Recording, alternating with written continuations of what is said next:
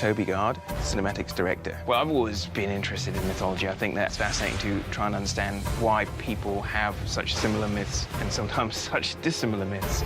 Eric Lindstrom, creative director.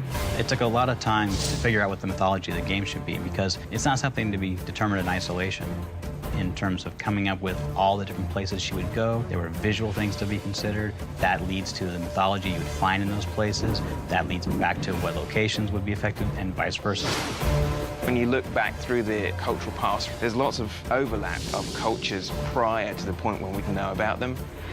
Got to dig into Hindu culture in Thailand. We got to get into the Maya in Mexico. And we have all these local cultures, but then a unifying thread that leads her to all these locations is a much earlier mythology that we are saying is the Norse thread. And that was the piece that brought it all together.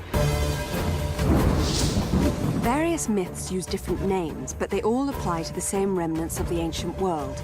In Tomb Raider Underworld, Lara Croft uncovers the truth behind the myth of the Norse civilization. On her journey, she basically realizes that she needs to recover Thor's hammer. Thor's hammer is actually one of the most interesting archaeological pieces of mythology. It's compelling because it's actually so powerful that it is capable of killing immortal gods. As Lara fully uncovers the sort of secrets behind the Norse mythology, she realizes that the hammer itself could possibly unleash Ragnarok, the end of the world. Pursuing her own goals is actually putting the world in danger. I need Thor's belt to get his hammer, and I need the hammer to kill a god.